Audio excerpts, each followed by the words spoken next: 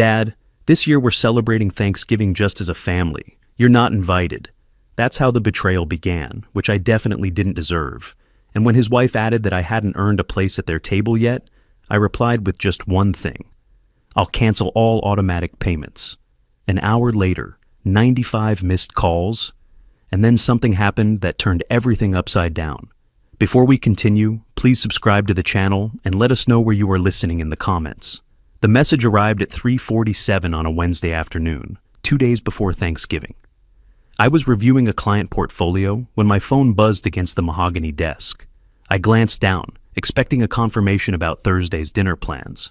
Maybe Leo asking what time I'd arrive, or what I wanted to bring. Instead, I read, Dad, this year we're celebrating Thanksgiving with immediate family only. You're not invited. I stared at the screen, read it again. The words didn't rearrange themselves into something that made sense.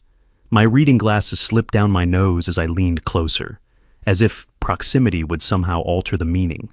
Immediate family only. I was his father. How much more immediate could I get? Before I could process it, another message dropped into the family chat. Bernice's name appeared with that little typing indicator, then her words materialized like a slap. Maybe someday you'll earn the right to sit at a table with us, DeWitt. Not yet. My chest tightened. I set the phone down carefully, the way you'd set down something fragile that might shatter if handled roughly. Except, I wasn't the fragile one here. I was the one who'd been holding everything together for 8 years, since my wife died and left me drowning in guilt, trying to prove to my son that I could still be the father he deserved, even though his mother was gone. I picked up the phone again, scrolled up through the chat history, found the thread from 3 months ago where Leo had asked if I could cover the mortgage for just a few months while he transitioned to a new position. Found Bernice's message from last spring about the private school tuition, how it was an investment in their children's future, and wasn't I invested in my grandchildren's future? Found my own responses, each one a variation of course, and already sent, and anything you need. My fingers moved almost independently, opening my banking app. I navigated to the recurring payments section and just looked at the list. Really looked at it, maybe for the first time since I'd set everything up on autopilot.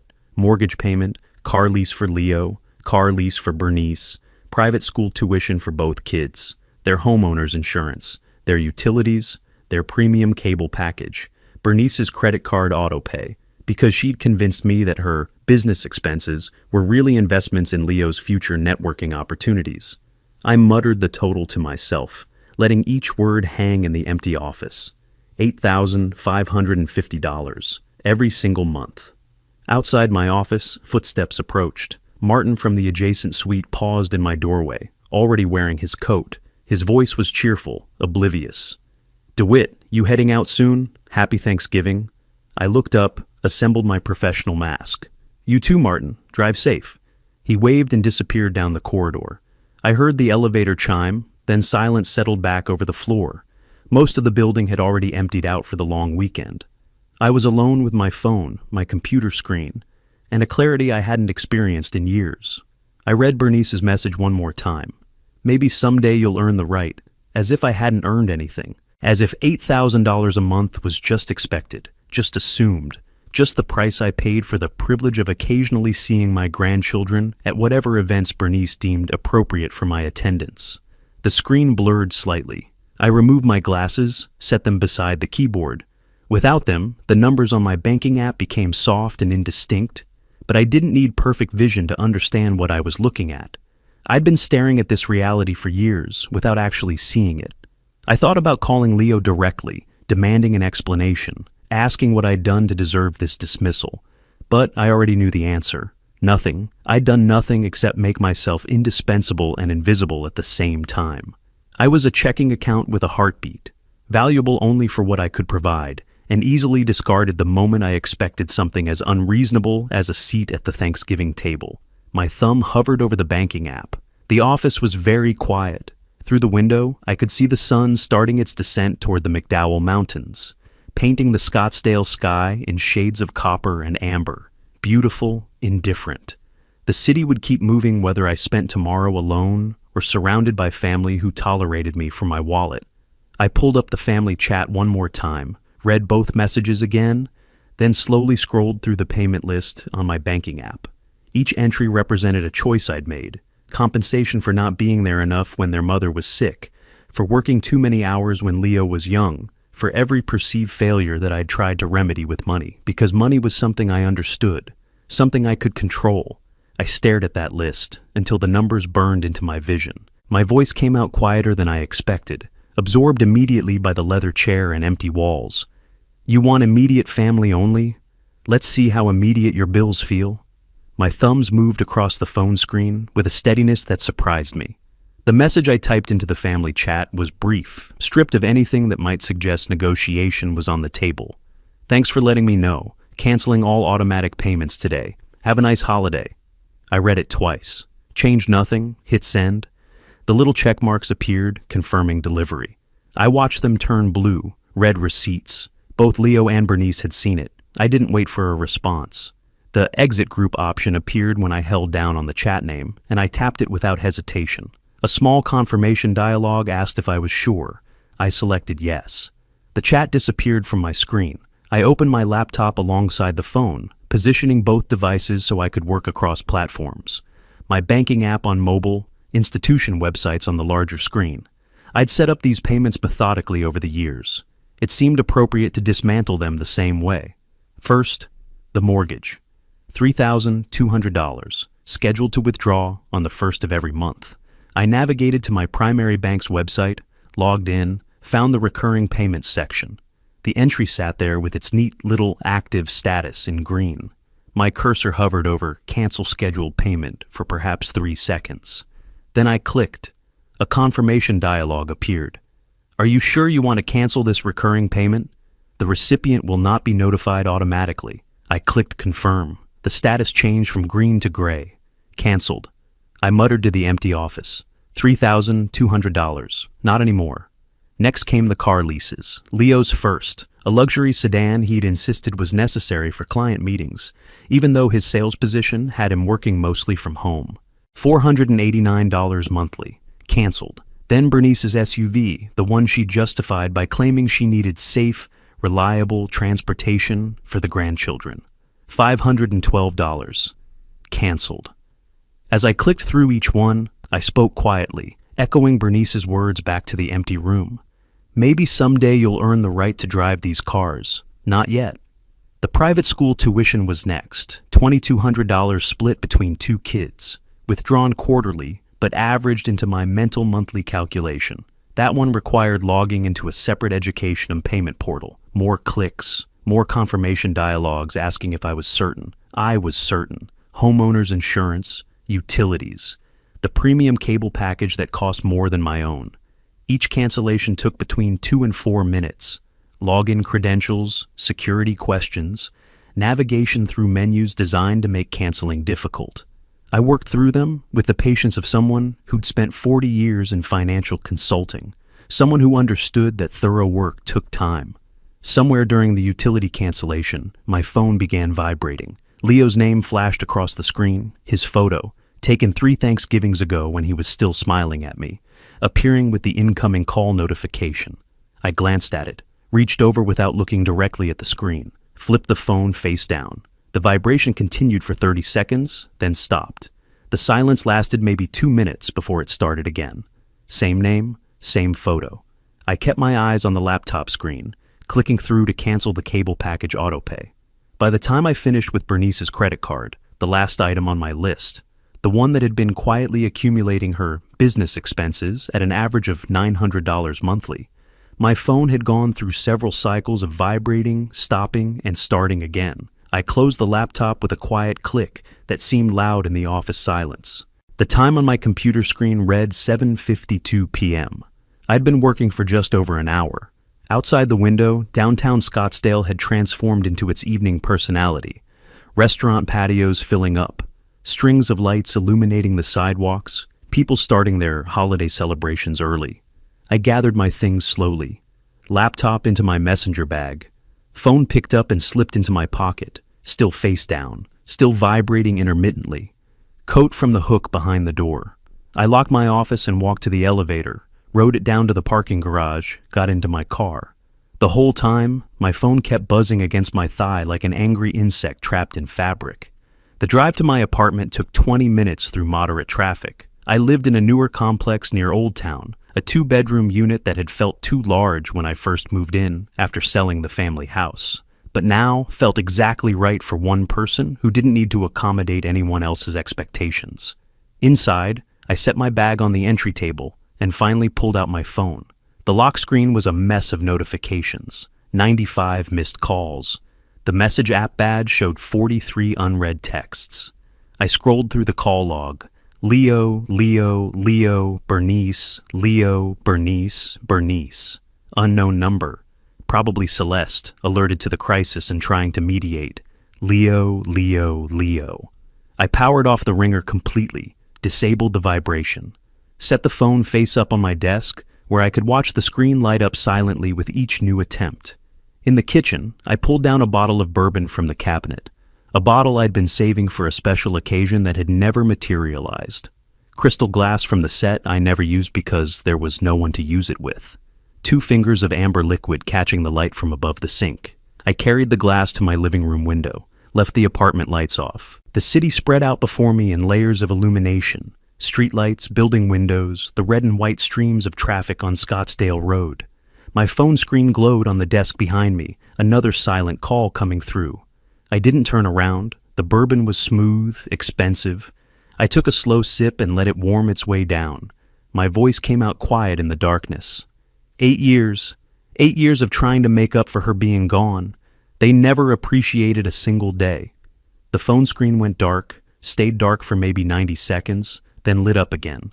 Another call, another attempt to reach the man who'd just cut off their funding. I imagine Leo's panic as he checked his bank notifications, saw the canceled payments, understood what it meant. I imagine Bernice's fury, her calculations about bills coming due, her realization that her condescension had cost her more than she'd anticipated. I took another sip, watched the city. Behind me, my phone continued its silent, futile flashing. Tomorrow was Thanksgiving.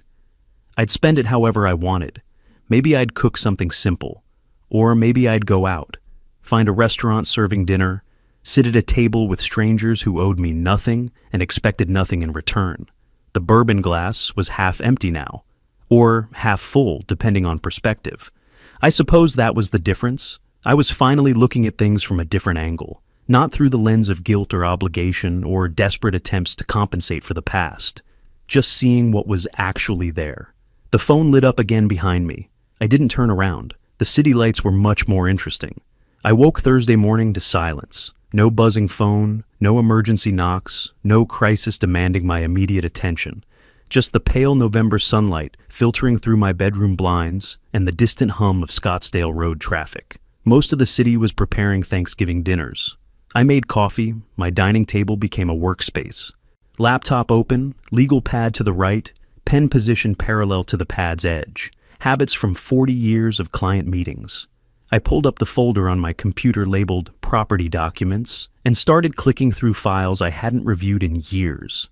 The North Scottsdale House Purchase Agreement opened first. I scrolled to the ownership section, highlighted the relevant passage with my cursor. Sole owner, DeWitt Marcus Willis. No cosigner listed. No rental agreement attached. I'd bought it 6 years ago as what I'd called an investment property, a place where Leo and Bernice could get established while I covered expenses. The word temporary had been used frequently in those early conversations. Temporary had somehow become permanent.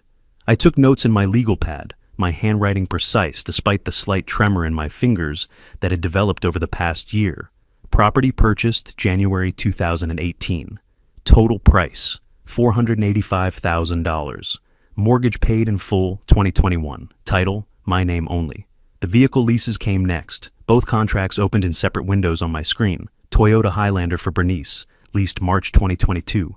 Lexus ES 350 for Leo, leased August 2023. I read the fine print I'd barely glanced at when signing. Primary leaseholder, DeWitt M. Willis. Authorized driver, Leo Clayton Willis.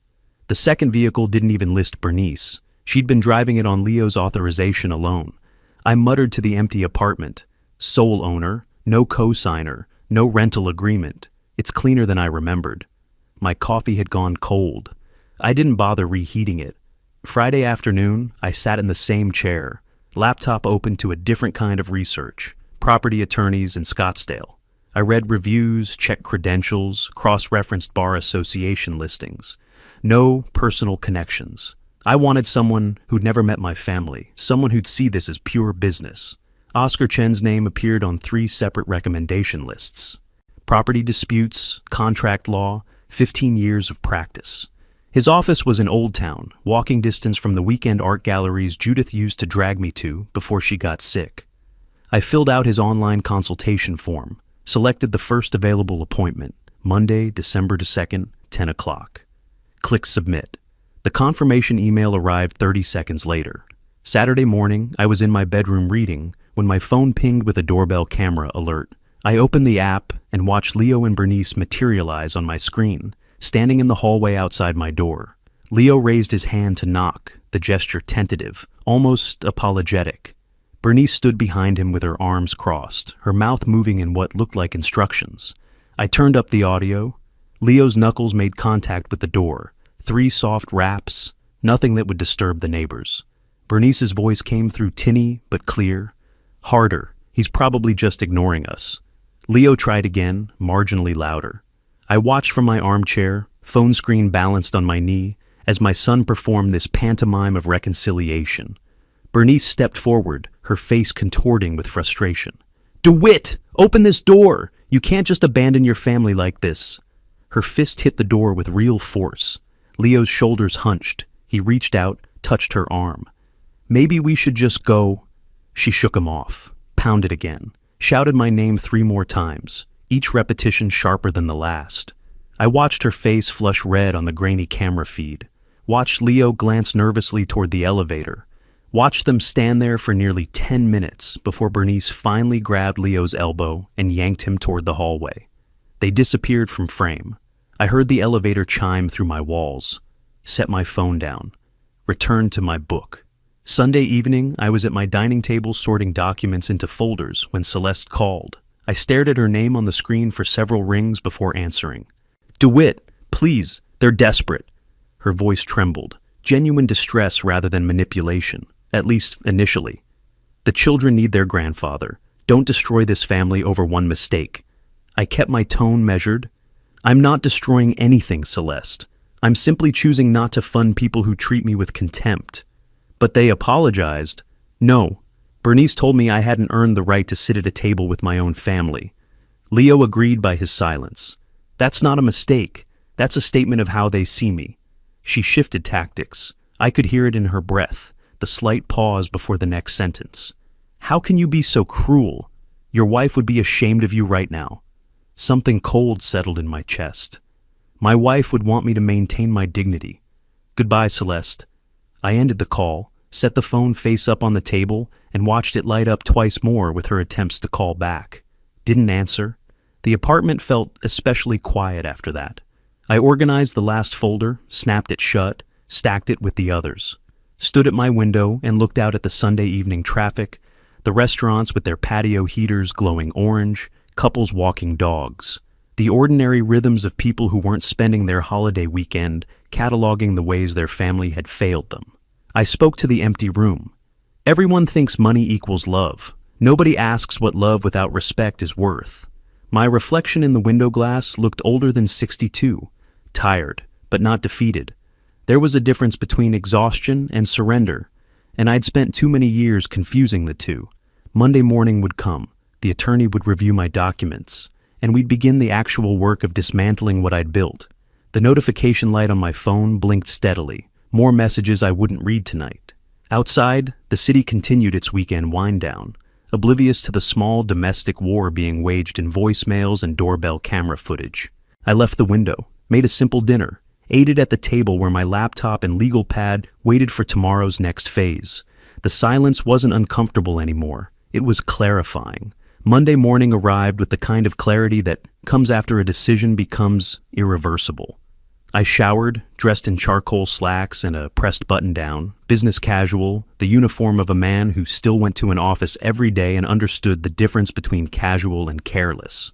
gathered my documents into the leather portfolio I'd received as a retirement gift from my first firm, back when retirement felt like something that happened to other people. I drove from my apartment to Old Town Scottsdale, parking in the public lot near the art galleries. Walked 3 blocks through cool December air to Oscar Chen's office building, a modest 2-story adobe structure with desert landscaping that somehow managed to look both professional and unassuming. Pushed through the glass door at exactly 10 o'clock. The receptionist directed me to a conference room where Oscar waited.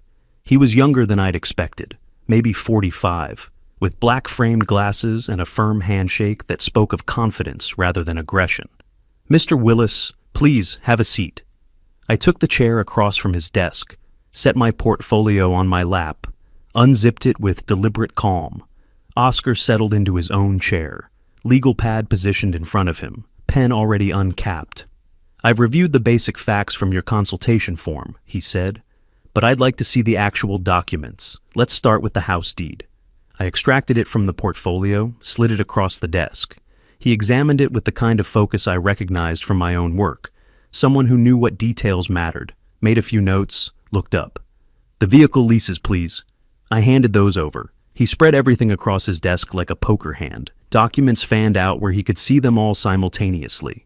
Spent nearly 20 minutes reading, cross-referencing, occasionally glancing at the bank statements I'd included, showing 8 years of payment history. When he finally leaned back in his chair, his expression hadn't changed. Professional neutrality, the kind that makes good attorneys valuable. "Mr. Willis, legally speaking, your position couldn't be stronger. They have no written lease, no proof of payment, no claim to the property. Arizona law is very clear on this."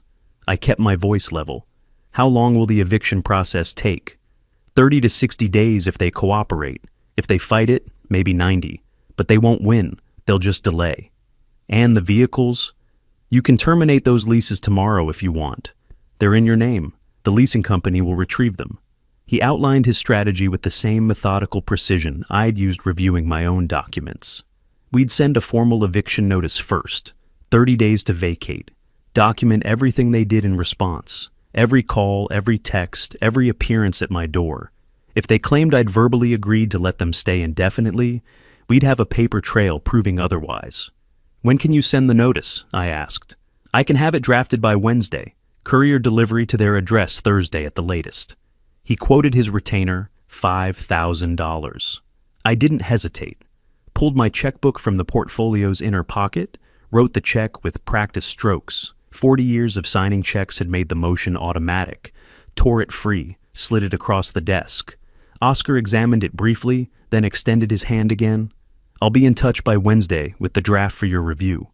I shook his hand, gathered my documents, left his office feeling like I'd just completed any other professional transaction, which was exactly what this was. Back at my apartment that evening, I returned to my normal routine. Dinner, news, the stack of client files I'd brought home for review. Around 9 o'clock, I opened my laptop to check email and saw Leo's name in my inbox. Subject line, "Dad, please." I opened it. Read 3 paragraphs of apology mixed with excuses. Bernice had pushed too hard. He should have stopped her. He never wanted to hurt me. Could we please just sit down and talk? He knew he'd messed up. I read it twice. Considered the careful phrasing, the way it positioned Leo as victim of Bernice's influence rather than willing participant in my exclusion. The plea for conversation that carefully avoided any actual acknowledgement of years of taking without gratitude. I muttered to my screen, 8 years too late for that conversation. Moved my cursor to the archive button. Clicked once.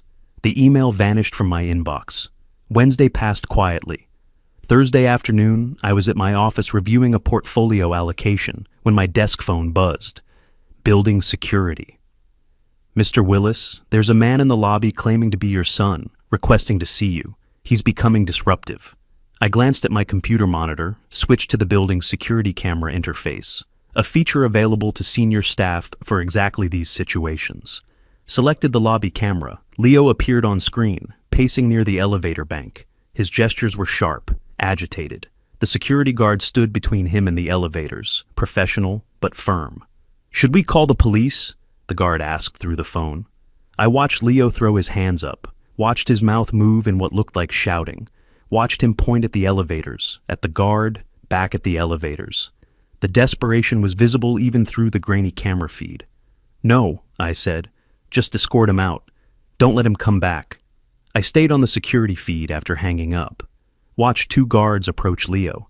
Watched him argue, his shoulders hunching the same way they had outside my apartment door. Watched him finally turn toward the exit, flanked by security, his whole body radiating defeated fury. The lobby returned to its normal rhythm. People entering, leaving, crossing toward the elevator's banks without drama. I switched back to my portfolio allocation spreadsheet. Spoke quietly to my empty office. "You wanted to exclude me from the table, Leo. Welcome to the same feeling." My phone showed no new messages. The workday continued its ordinary progression. Outside my window, downtown Scottsdale moved through its Thursday afternoon patterns. Lunch crowds dispersing, afternoon meetings beginning, the city indifferent to small family catastrophes. I returned my attention to the numbers on my screen. Asset allocation, risk assessment. The comfortable language of a profession that made sense, where value could be calculated and consequences predicted. Not like family, where 8 years of payments and presents somehow earned you nothing but contempt and a Thanksgiving exclusion. The office was quiet, professional, mine. I closed the portfolio file, opened the next one. Monday morning arrived with the weight of inevitability. I was at my desk reviewing a client's portfolio, rebalancing when my phone chimed. Text from Oscar Chen. "Notice delivered, signed for at 10:47 a.m. 30-day clock starts today." I read it twice. Saved a screenshot to the folder I'd created specifically for this process, legal documentation. December 2024, then returned to the spreadsheet on my screen. The portfolio needed attention. Mrs. Henderson was 73 and risk-averse. Her allocation had drifted too heavily into equities. I made notes about shifting 15% into municipal bonds. My office phone rang 40 minutes later, Leo's number on the caller ID. I picked up, expecting his voice. Instead, Bernice exploded through the speaker. "You can't do this. This is illegal. We have rights. You're a cruel old man, and we'll sue you for everything." Her words tumbled over each other, fury and panic mixing into something shrill. I held the phone slightly away from my ear, waiting for her to pause for breath. When she finally did, I spoke calmly. "Everything is legal. Talk to your attorney." Pressed the red button. The line went dead. Opened my contacts, found her number, selected block. A small dialogue appeared, asking if I was sure. I confirmed. Her number vanished from my available contacts. The rest of Monday passed without incident. Client calls, portfolio reviews, a lunch meeting with a prospective client who was consolidating his retirement accounts. Normal work, the kind that had sustained me for 4 decades. Numbers made sense. Risk could be calculated. Consequences followed predictable patterns. Tuesday and Wednesday continued the same way. I didn't hear from Leo or Bernice. Presumably they were consulting their own attorney, discovering what Oscar had already told me. Fighting this would be expensive and futile. Thursday afternoon, I was home reading when my doorbell rang. Not the camera alert that came when someone approached the building entrance. The actual doorbell at my apartment door. I checked the camera feed on my phone. Celeste stood in the hallway, alone. She looked tired, sad. Her hand raised to ring again. I debated leaving her there, letting the camera record another failed attempt at contact, another piece of documentation for the file Oscar was building. But this was Celeste, Judith's mother, a woman who'd held my hand at my wife's funeral and told me I'd been a good husband, even when I knew I hadn't been good enough. I unlocked the door, opened it. "Hello, Celeste." She looked at me with red-rimmed eyes. "Can I come in, please?" I stepped aside. She entered and I gestured toward the couch, took the armchair across from her, the coffee table between us like a negotiation barrier, kept the distance deliberate. She sat with her purse clutched in her lap, hands working at the leather strap. "DeWitt, please. The children, Mia and Jake, they'll lose their home right before the holidays. Leo made a mistake, yes, but families forgive. Don't you remember how much your wife valued family?" I let her talk, listened as she cycled through every argument I'd expected. The grandchildren would suffer. Leo was sorry. Everyone makes mistakes. Family was supposed to be forever. Nearly 2 hours she sat there, her hands twisting a tissue into shreds, her voice alternating between pleading and reasoning. I remained in the armchair, hands resting on the arms, posture upright but not rigid, attentive, unmoved. Finally, she shifted to her last weapon. The one I'd known was coming. Your wife would be heartbroken seeing this. She would want you to be the bigger person, to forgive. I leaned forward, spoke with quiet intensity. My wife would want me to maintain my dignity, Celeste. She wouldn't want me to be an ATM. That's not what love looks like.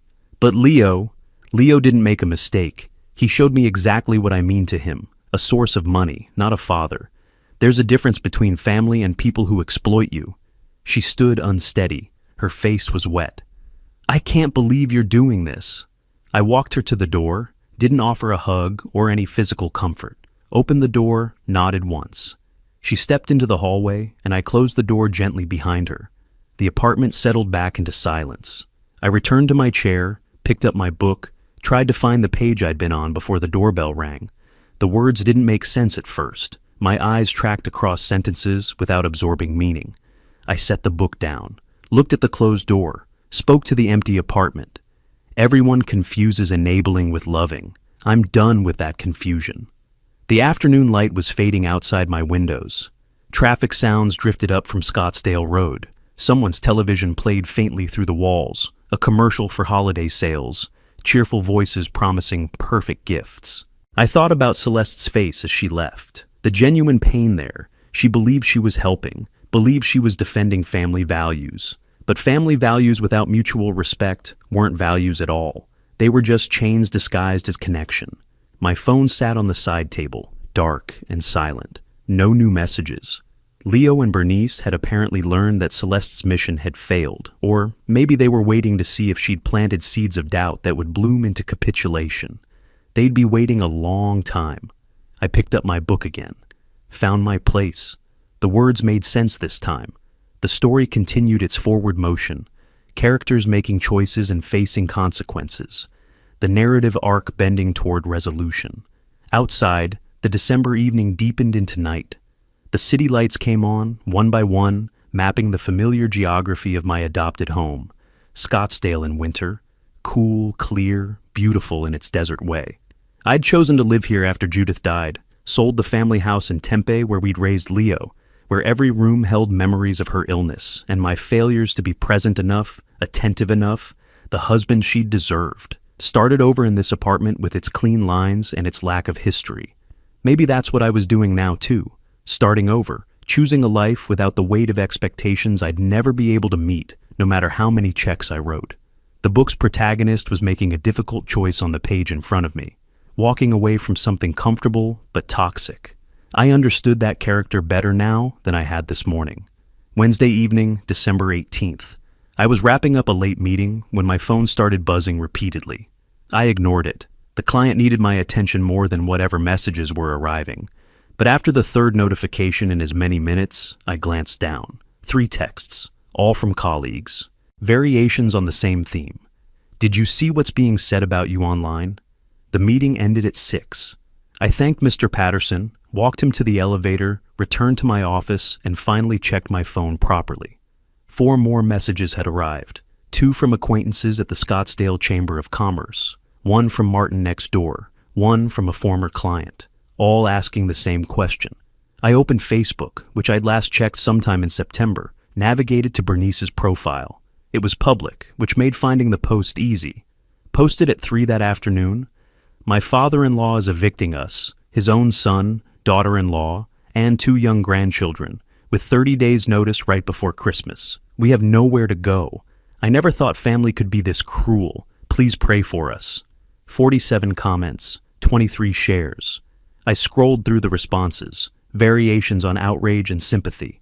OMG, that's terrible. What kind of person does this? Those poor babies.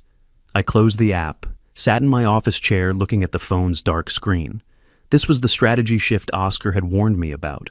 When legal options fail, people turn to public opinion. Court of social media instead of court of law. I opened my photo gallery, found the screenshots I'd saved back in November, the family chat messages, Leo's exclusion, Bernice's condescending words about me earning the right to sit at their table. Composed individual text messages to two colleagues I'd known for 20 years. Attached the screenshots. Kept my message brief. This is what prompted my decision. I won't engage publicly, but you've known me 20 years. You can judge for yourself who's being unreasonable here. Sent both. Closed my phone, gathered my things, and went home. I didn't respond to the other messages, didn't post anything public, didn't dignify Bernice's performance with a rebuttal. The people who knew me would make their own judgments. The people who didn't know me could believe whatever narrative was most emotionally satisfying. The rest of the week passed quietly. Work, home, the usual routines. My phone eventually stopped buzzing with concerned messages as the social media storm moved on to fresher drama. Sunday morning, December 22nd, I was reading in my armchair when the doorbell camera alerted me. Not my apartment door, the building entrance. I opened the app. Leo, Bernice, and Celeste stood on the sidewalk outside, not approaching the door, just standing there, positioned where anyone entering or leaving the building would see them. Bernice held Mia's hand. Leo had Jake on his shoulders. I set down my book, made a cup of coffee, settled back into my chair, and checked the camera periodically. They stayed for an hour, a carefully orchestrated family gathering that just happened to occur outside my building on a Sunday morning, when residents would be coming and going, when someone would surely mention it to me, when I might feel compelled to come down and engage. I spoke to my empty apartment. Stage a chance meeting? I've been managing investment portfolios for 30 years. I know a setup when I see one. They gave up around 11:30. I watched them walk to their car. Leo's shoulders slumped, Bernice's gestures sharp and accusatory, Celeste trailing behind, looking defeated. Christmas arrived on Wednesday. I'd made a reservation at the Mission, an upscale restaurant in Old Town that stayed open for the holiday. Dressed in casual blazer and dark slacks. Drove there at 6 in the evening and handed my car to the valet with a generous holiday tip. The restaurant was half full, couples, families, a few other solo diners scattered throughout. I requested a table near the window, ordered the prefix menu, and pulled out the book I'd brought. 2 hours I spent there, reading between courses, watching the sunset paint the McDowell Mountains in shades of copper and purple, listening to other tables' conversations, the comfortable murmur of people who belonged to each other. No one bothered me. The server was professional and unobtrusive. The food was excellent. The wine complemented each course perfectly. I paid the check, wished the staff happy holidays, and drove home through empty streets. Most of Scottsdale was inside with family. The city felt peaceful, clean, mine. Back at my apartment, I changed into comfortable clothes and settled on the couch with a documentary about the Apollo program. Something about men who'd left Earth behind, traveled to the moon, returned, changed. My phone chimed around 10, message notification. I picked it up, expecting a holiday greeting from a colleague. Instead, a photo from Bernice's number. Mia and Jake sat on a couch, both looking sad. Artificial sadness, the kind children perform when adults ask them to look upset for a picture, but sad nonetheless. The caption beneath, they're asking why Grandpa doesn't love them anymore. My chest tightened, the first real pain I'd felt since Thanksgiving. Not for Leo or Bernice, for those two children who were being used as weapons in an adult war they couldn't understand. My thumb hovered over the keyboard. I could type something, could try to explain, could tell them this wasn't about them, wasn't about love, was about boundaries and respect and consequences for cruelty. But explaining to Mia and Jake meant engaging with Bernice, meant opening a door I'd deliberately closed, meant giving her what she wanted, proof that she could still reach me, still manipulate me through guilt and grandchildren. I stared at the photo for a long moment, then deliberately locked my phone screen, placed it face down on the coffee table, spoke quietly to the empty room. I'm sorry, Mia. I'm sorry, Jake. But this isn't about you. The documentary continued on my television. Engineers solving impossible problems. Astronauts learning to walk on a surface where no human had walked before. Men making difficult choices in situations without precedent. The phone stayed face down, silent. Outside, Christmas night settled over Scottsdale. Families were opening presents, eating leftovers, arguing about whose turn it was to load the dishwasher. Normal domestic rhythms in normal domestic spaces. I'd chosen something different. Chosen boundaries over belonging, dignity over dysfunction. But Choosing didn't make it painless. The documentary ended. I turned off the television, sat in the dark apartment watching the city lights through my window. The same view I'd watched the night I canceled all the payments. The same moment of recognizing what I'd become: convenient, expendable, valued only for what I provided. The phone remained face down. The photo remained unanswered. Tomorrow would be December 26th. 15 days until the eviction deadline. 2 weeks for Leo and Bernice to find somewhere else to live, pack their belongings, transition their children to a new reality. Part of me wondered if they were actually looking for housing, or if they were still banking on breaking my resolve, still believing that eventually the right manipulation would work, the right emotional leverage would make me cave. They didn't understand what they'd done on that Wednesday before Thanksgiving. Didn't comprehend that the cruelty hadn't been the rejection itself. It had been the casual nature of it, the assumption that I was so thoroughly beneath them that they didn't even need to be diplomatic about excluding me. That kind of contempt couldn't be undone with apologies or grandchildren's photos or social media campaigns. I picked up the phone one more time, looked at the photo again. Mia was 8, Jake was 6, old enough to remember their grandfather, young enough that they'd adjust to his absence. Children were resilient. Adults pretended they weren't, used them as shields and weapons, but children adapted. I locked the screen again, left the phone on the coffee table, went to bed. The morning after Christmas, I sat at my dining table with coffee cooling beside my laptop. The photo of Mia and Jake was still on my phone, but I hadn't looked at it again. Manipulation was manipulation, regardless of how many 8-year-olds got recruited. I opened the folder where I'd saved the vehicle lease agreements, pulled up both contracts, Toyota Highlander, Lexus ES. Read the termination clauses I'd highlighted back in December. Primary leaseholder could cancel with 7 days written notice. Vehicles to be returned or subject to repossession and penalties. Composed 2 emails, one to Toyota Financial Services, one to Lexus Financial Services, both nearly identical. Formal termination of lease agreement, effective immediately, per contract section 12.4. Attach my identification, attached account verification, click send on the first, click send on the second. The confirmations arrived within 30 seconds. I forwarded both to Oscar with a brief note. Phase 2 initiated. Vehicles will be retrieved by January 3rd per contract terms. The rest of the week passed in that strange dead zone between Christmas and New Year's. The office was mostly empty. I reviewed portfolios, rebalanced allocations, prepared for the January rush when clients would want to discuss tax strategies. Friday morning, January 3rd, I was at my desk when my phone buzzed. Motion detected at the North Scottsdale property. I'd installed security cameras there back in November when I first realized I might need documentation, owner's right to monitor his investment. I opened the app, watched the live feed as a flatbed tow truck backed into the driveway. The front door burst open. Bernice appeared in her bathrobe, her mouth already moving, hands gesticulating wildly. I turned up the volume. "Can't do this! That's my car! I need it! You can't just take it!" The driver climbed down from the cab, stocky guy in coveralls, clipboard in hand. He walked toward her with the patience of someone who'd done this many times. "Ma'am, I have authorization from the leaseholder to retrieve this vehicle. The lease was terminated. You need to remove any personal belongings now." She positioned herself in front of the Toyota, actually put her body between the truck and the vehicle, as if that would stop anything.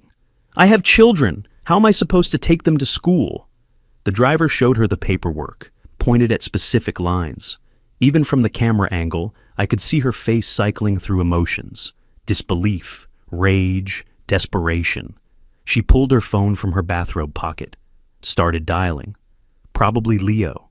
Probably me. Didn't matter. The driver gave her 5 minutes to remove personal items from the car.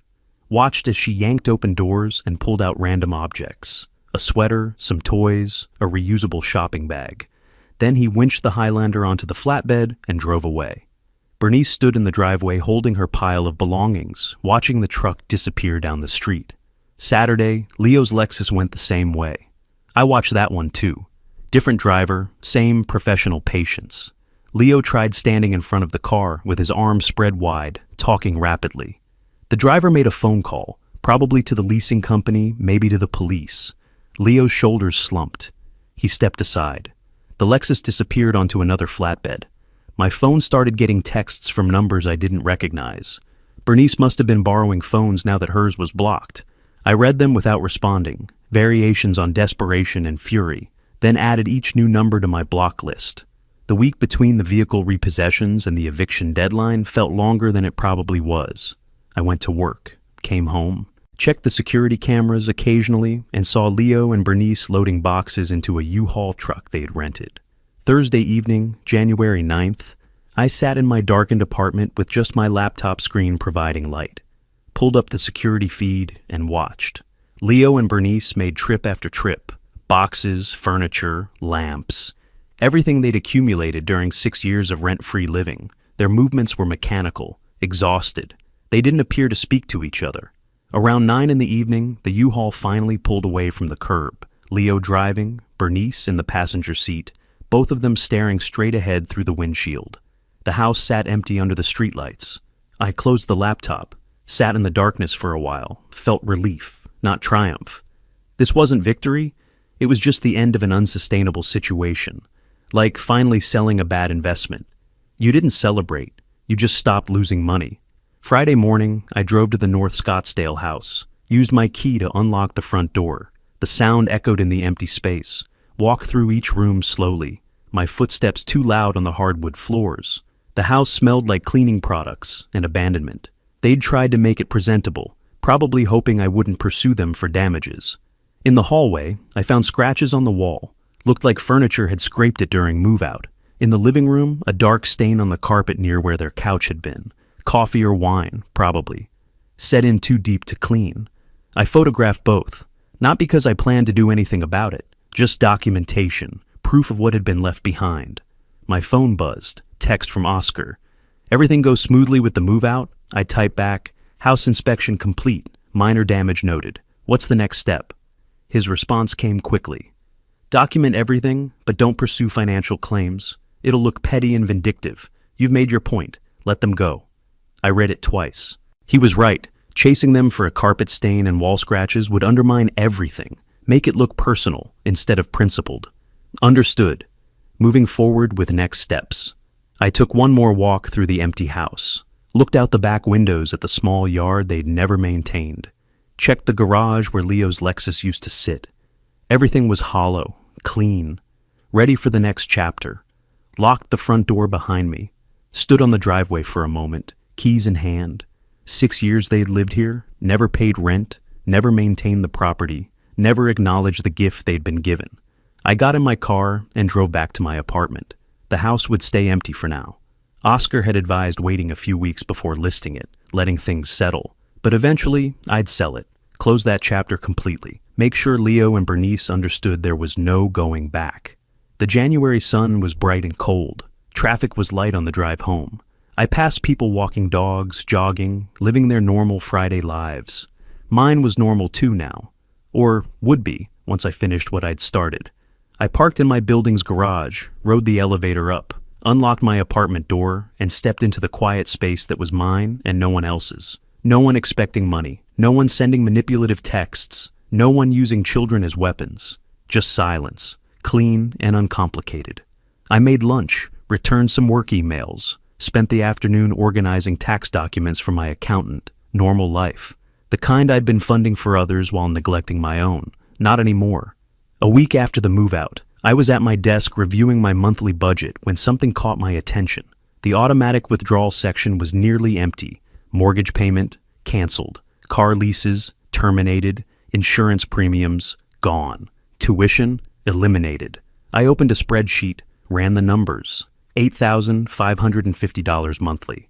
Now staying in my accounts. I updated my retirement projections. Watched the compound interest calculations adjust upward. Satisfying, in a purely mathematical way.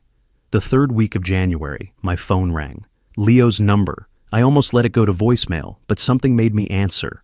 Bernice's voice exploded through the speaker before I could say hello. DeWitt, please, I'm begging you. Forget about everything else. Just pay for the children's school. Mia and Jake didn't do anything wrong. They need their education. We can't afford Tesseract without you. I let her finish. Her voice accelerated with panic, words tumbling together. When she finally paused for breath, I spoke calmly. "You told me I don't deserve to sit at your table. Why should I pay for their education?" Press the red button. The silence afterward felt appropriate. That evening, my credit monitoring app sent an alert. Leo's name appeared in the notification. We'd been connected years ago when I'd added him as an authorized user on one of my cards, a connection that still showed linked accounts. His credit score had dropped 118 points. Collections activity detected. I viewed the details without emotion, closed the app, returned to the book I was reading. Financial consequences were playing out exactly as they inevitably would. When you live beyond your means and your support system disappears, the math becomes unforgiving. Early February, a thick envelope arrived in my mail. The address was written in careful, childish letters. Crayon drawings decorated the edges, flowers and hearts and stick figures. I opened it, standing by my dining table, pulled out lined paper with neat handwriting. "Dear Grandpa, please forgive Mommy and Daddy. We miss you. Love, Mia and Jake." Held it up to the light. The letters were too uniform, too perfect for an 8-year-old, the spacing too deliberate, the phrasing, "Forgive Mommy and Daddy," distinctly adult. I placed it in the folder labeled documentation, not the trash. Evidence that the manipulation continued, that Bernice was still weaponizing children rather than accepting responsibility. Spoke quietly to the empty apartment. Using 8-year-olds as weapons. The handwriting's not even close. Did she really think I wouldn't notice? Then, "I'm sorry you're caught in this, Mia, but your parents need to learn." Mid-February, I scheduled an appointment with a realtor. Patricia Morgan had good reviews, specialized in North Scottsdale properties. We met at her office in Old Town. She reviewed the house details on her computer. 4 bedrooms, 3 bathrooms, 2-car garage, prime location, well-maintained. "This is a beautiful property, Mr. Willis. Prime location, excellent condition. We should have no trouble at this price point. May I ask, will the proceeds go toward another property?" I kept my answer simple. "No, I'm simplifying my portfolio. This was an investment that didn't work out." She nodded. Understood investment properties sometimes didn't perform as expected. Didn't need to know the investment had been family, not real estate returns. I signed the listing agreement. $675,000, slightly above market, but the house justified it. Patricia said she'd have the sign posted within days, photos on the MLS by the weekend. Before heading home, I called Oscar. "You're sure about selling?" he asked. "Once it's sold, there's no walking this back." "I'm sure. They need to understand this door is permanently closed. No reconciliation, no second chances. It's over." He was quiet for a moment. Then, "All right, you've been consistent from the start. I respect that." After the call, I drove past the North Scottsdale house one final time, slowed as I approached. The "for sale" sign wasn't posted yet, but would be soon. Patricia had promised by Monday.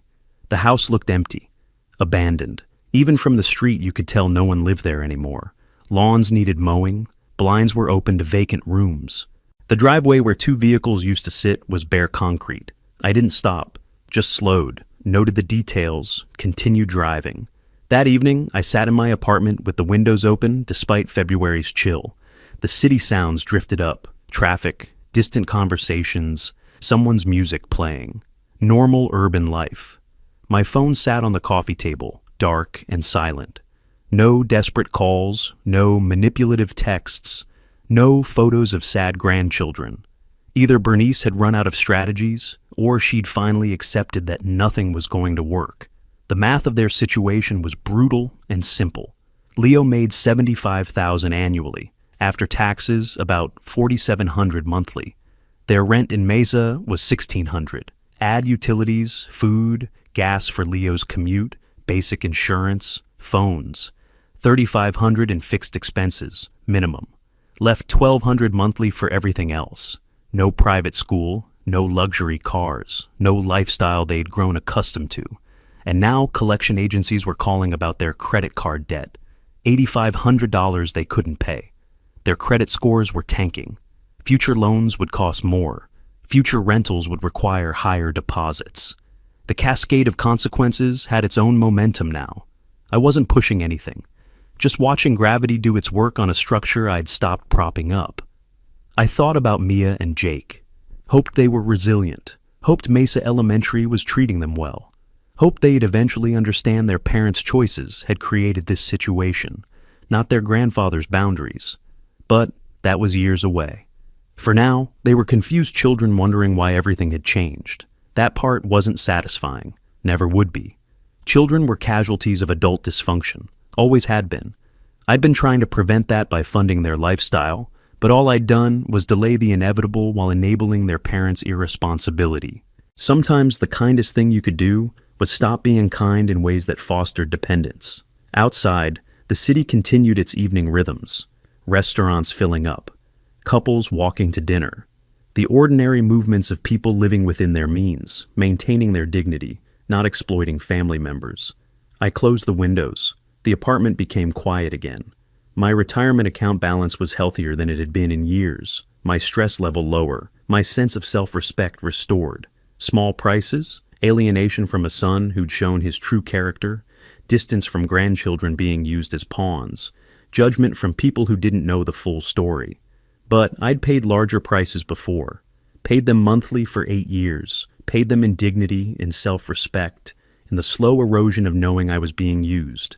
This price, loneliness, judgment, finality, was at least honest. I made dinner, watched the news, prepared for tomorrow's client meetings. The house would sell. The final thread would be cut, and I'd continue the life I'd reclaimed, quieter, smaller, but mine. Late February, I was reviewing quarterly client portfolios when my desk phone buzzed, building security. "Mr. Willis, your son is in the lobby again, demanding to see you. Should we call the police this time?" I switched my monitor to the security camera feed. Leo paced near the elevators, gesticulating at the guard. His face was red, his shirt wrinkled. He looked like a man barely holding together. "No, just have him escorted out. Document the incident." I watched him argue for another minute before security guided him toward the door. His shoulders were hunched, defeated. I felt pity, but it was distant, clinical. The way you might feel watching a stranger struggle with a problem they'd created. That afternoon, an email arrived. Subject: "You're destroying us." I opened it, read Leo's accusations, how I was vindictive, how the grandchildren were suffering, how he'd tell everyone the truth about what kind of father you are. I archived it without responding. Let him tell whoever he wanted. The people who knew me would make their own judgments. March 1st, I drove to the coffee shop where Celeste had asked to meet. She was already there, hands wrapped around a mug, eyes red from recent crying. "Please, DeWitt, for my daughter's sake, there has to be a way to fix this." I sat down, pulled out my phone, opened the screenshots folder I'd maintained since November, slid the device across the table. She read the Thanksgiving messages, Leo's exclusion, Bernice's words about me earning the right to sit at their table. I watched her face transform, pleading to shocked comprehension. 8 years, I said quietly. Over $100,000 a year, and I wasn't even worth inviting to Thanksgiving. I scrolled to more evidence, bank statements showing the payments, lease agreements in my name, the house deed. Each document laid out with the precision of a financial presentation. Celeste began crying into her hands. "I didn't know. Leo told me you just cut them off for no reason, that Bernice was trying to help manage your finances and you got angry. This," she gestured at the phone, "this is completely different. They excluded you from Thanksgiving, then told me I needed to earn the right while I paid for everything." She wiped her eyes. "My daughter would be so ashamed of how Leo turned out. She always worried he was too dependent on you, that you were too generous." She was right. I reached across and gently touched her wrist. "I don't blame you, Celeste. You didn't know, but I won't be manipulated anymore, even by people I love. Your daughter understood dignity. She would want me to maintain mine." She nodded, squeezed my hand. The alliance shifted in that moment, not against Leo, but toward truth. Mid-March, my phone rang. Patricia Morgan. "Mr. Willis, I have excellent news. We have an accepted offer at $670,000, all cash buyer, 30-day close." I thanked her, ended the call, sat in my office chair processing that the final physical tie had been severed. When the sale closed, I netted $460,000 after mortgage payoff and fees, met with my financial advisor, transferred it into municipal bonds and dividend stocks, conservative, stable, funding my retirement, not someone else's lifestyle. April brought Leo a court summons. The credit card company was suing for $11,200.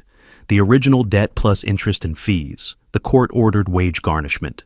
25% of his paycheck. I learned this not from Leo, but from my credit monitoring app, which still showed connected accounts from years ago. Viewed the alert without emotion. The cascade of consequences had its own momentum now. Early May, Detective Rodriguez from Scottsdale Police called. Mr. Willis, we need to ask you some questions about a complaint filed by Bernice Willis regarding financial exploitation. I stayed calm. I'll have my attorney contact you with all relevant documentation. This is a false claim. Forwarded everything to Oscar. Within 2 days, Rodriguez called back. Mr. Willis, we've reviewed everything. No investigation needed. Sorry for the inconvenience. The false police report destroyed whatever sympathy remained for Leo and Bernice. Filing official complaints with demonstrable lies wasn't just desperate, it was destructive. People who'd been neutral now understood who was really in the wrong. Oscar called afterward. Filing a false police report was a massive mistake on their part. It's created a paper trail of their dishonesty. If they try anything else, we can pursue harassment charges. Let's just let it die, I said. They're destroying themselves without any help from me. July arrived hot and clear. The house was sold. The vehicles were gone. The automatic payments were ancient history. Leo and Bernice's relationship was reportedly collapsing under financial and emotional pressure. I didn't track the details anymore. Didn't need to. The mission was complete. Not revenge, just consequences delivered and boundaries maintained. I sat on my terrace one evening, watching the sun set over the McDowell Mountains. My phone showed my investment balance. Healthy, growing, secure. My calendar showed client meetings and a dinner reservation at a restaurant I'd wanted to try. Normal life. Mine. No one else's. The satisfaction wasn't triumph, wasn't glee. Just peace in knowing I'd reclaimed something I'd given away too freely. My dignity, my autonomy, my right to be treated with basic respect. Justice, I'd learned, wasn't about punishment. It was about refusing to participate in your own exploitation, about drawing lines and maintaining them even when people cried or threatened or tried to use children as weapons. The sunset painted the sky in layers of orange and purple, beautiful, indifferent. The mountains didn't care about family drama or financial consequences or revenge narratives. Neither did I anymore. Not really. The story was over. All that remained was living the life I'd won back. August 1st arrived with morning heat already building. I sat at my dining table with coffee, laptop open, scanning emails, quarterly reports, a meeting confirmation, spam about extended car warranties, then Leo's name in the inbox. Subject: I understand now. I almost deleted it unread. Almost, but my cursor hesitated, clicked. Dad, I understand now. We were wrong. I was wrong. I'm not asking for forgiveness because I don't deserve it. I just want you to know that I don't blame you anymore. You did what you had to do. I'm trying to be better. For Mia and Jake. No signature, no love, Leo. Just those words. I read it twice. My cursor hovered over reply. Started typing, I appreciate. Stopped. Deleted it. Started again with thank you for. Stopped again. Finally closed the email without responding. Saved it in a folder labeled archive, not trash. Acknowledgement received, response unnecessary. 10 days later, Celeste called, asked if I'd like to meet for coffee at our regular spot. We'd restored our relationship after the March revelation, meeting monthly now. Over lattes, she updated me. Leo's working himself to exhaustion. 2 jobs, the IT position during the day, Amazon warehouse evenings. Bernice filed for divorce, left for Texas to live with her mother. I set down my cup. How is he managing? Barely, but he's trying. The children visit me on weekends. He's drowning in debt but won't ask you for anything. He asked me to tell you he's trying, not for forgiveness, just so you'd know. I pulled out my phone, found a photo from years ago, Leo as a teenager, smiling with his mother at his high school graduation, showed it to Celeste. That's the son I remember. I hope he finds that person again. She nodded. We sat in comfortable silence for a moment. Then I asked carefully, Celeste, I know Mia and Jake visit you on weekends. Would it be possible, not now, but sometime, for me to see them at your place? Not as part of fixing things with Leo, just separately. She reached across and squeezed my hand. I think that would be good for everyone. Leo won't object. He knows he destroyed that relationship, and the children need good people in their lives. The following weekend, I drove to Celeste's Phoenix home, carried a bag with a board game I'd bought, Ticket to Ride, age-appropriate and engaging. Mia and Jake were in the living room when I entered. They froze. "That's great-grandma's friend," Celeste said gently, not forcing the grandfather label. Within an hour, we were sitting cross-legged on the floor, some effort at 62, but worth it, playing the game. I handed Mia the dice, showed Jake how to count spaces. Let the afternoon unfold naturally. Halfway through the game, Mia looked up. "Great-grandma says you used to come to all our school plays. How come you stopped?" I glanced at Celeste. She nodded slightly. "Life got complicated, sweetheart, but I'm glad to be here now." Jake, focused on his game piece, asked, "Can you come next weekend too?" "We'll see, but I'd like that." The game continued. Laughter, simple conversation. No agenda beyond being present. When I left, Mia hugged me goodbye. Jake waved from behind Celeste's leg, still shy but warming up. I drove home feeling something I hadn't expected. Not triumph, not vindication, just peace. The last evening of August, I stood on my terrace with iced tea, watching the sun descend toward the mountains. My phone displayed my financial dashboard. Retirement accounts healthy, cash reserves strong, monthly budget clean and simple. 9 months since Thanksgiving. 9 months since that message telling me I hadn't earned the right to sit at their table. I thought briefly of Leo working warehouse shifts, of Mia and Jake in their smaller school. Felt neither guilt nor glee, just acceptance of consequences and boundaries maintained. Swiped to my photo gallery, found the picture from Celeste's house, me and the children laughing over the board game. Allowed myself a small smile. I hadn't won my family back. That wasn't the goal anymore. But I'd won myself back, my dignity, my autonomy, my right to be treated with basic respect. The investment proceeds sat secure in conservative funds. No parasitic payments draining my accounts. No manipulation texts arriving at midnight. No photos of sad grandchildren designed to weaponize my love. Just my life. Clean, uncomplicated, mine. The sky shifted through shades of amber and rose. The city below began its evening transformation. Lights coming on, traffic patterns changing, people heading home from work or out for dinner. I spoke quietly to the empty terrace. 9 months, it feels like longer. It feels like a different life, then quieter. I don't need them to be sorry. I just needed them to stop taking, and they have. Leo was learning consequences, working 2 jobs, managing debt, raising children largely alone after Bernice abandoned ship. The same single parenthood I'd experienced after Judith died, though mine was through death, not choice. Maybe he'd emerge better. Maybe he'd find that teenager in the photo, the one who still had potential before entitlement and manipulation became his default modes.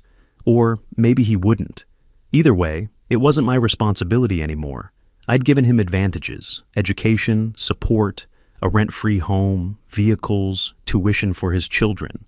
He'd transformed them into expectations, entitlements, then wielded them as weapons when I didn't meet his standards. The sunset deepened, the mountains turned purple in the fading light. A hawk circled on thermal currents, riding the air with effortless grace. I'd spent 40 years building financial security. 8 of those years, I'd bled money into Leo and Bernice's lifestyle while they treated me with contempt. Now that bleeding had stopped.